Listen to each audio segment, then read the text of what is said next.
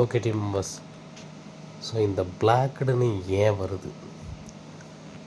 ஒரே ஒரு ரீசன். இந்த ரீசனில் நீங்கள் இருந்தீங்களான்னு பாருங்கள். அப்படி இருந்தீங்கன்னா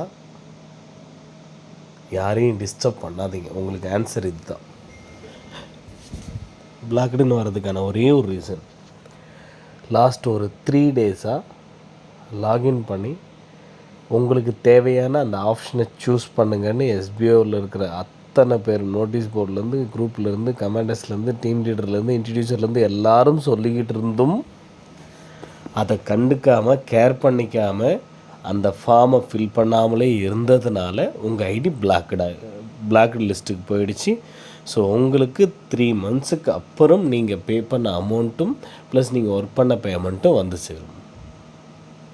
இதுதான் ஆன்சர்.